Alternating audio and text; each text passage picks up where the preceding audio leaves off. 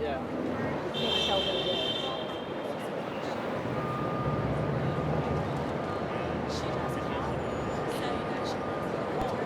We asked a number of people what word comes to mind when they hear the word Bible, and this is what we got.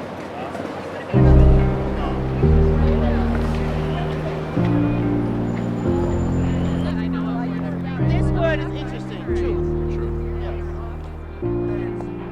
Inspired. We're calling it the Great Bible Experiment, and in September, we'll be exploring the Bible in New Haven, Albany, Providence, and Boston through a series of town hall discussions led by 3 very different people with very different perspectives: a United Methodist clergywoman, a secular Jesus follower, and a Catholic priest.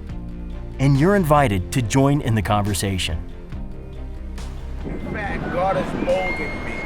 We really want to hear from people what their concerns about the Bible are, and to see if hearing that there are other ways to interpret it might help them get to the riches that actually all 3 of us, even the non-religious person, believes that there is wisdom and riches within the Bible.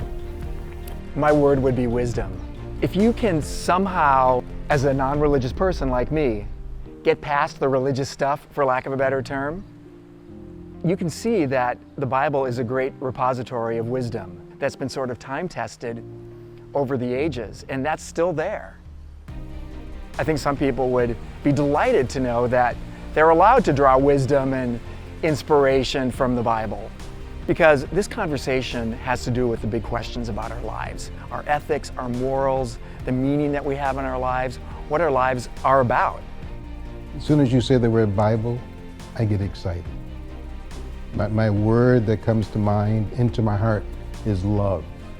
I see the Bible simply as an exploration in the experience and the mystery of love. It's really about letting go, it's about sacrifice, some of it's about suffering, and some of it's just waiting and waiting and waiting. These are lessons of life, and the Bible teaches you those lessons. My own Bible word is window. It's a window into a different culture and age and time and way of thinking, way of being in relationship with each other and with society. But I also step on the other side of the window, and as a Christian, it becomes my lens for looking outward into the world. I have found that there are others who sense that there's something interesting and compelling that's in there, even though they're not religious, but they don't know if that's available to them. They don't know if they're allowed to talk about it. They don't know how to talk about it.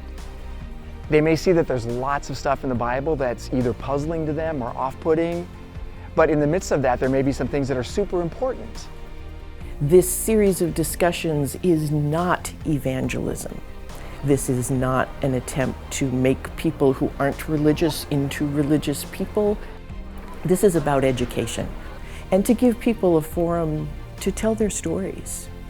I hope people walk away with an openness to just have a dialogue, just simply have a conversation.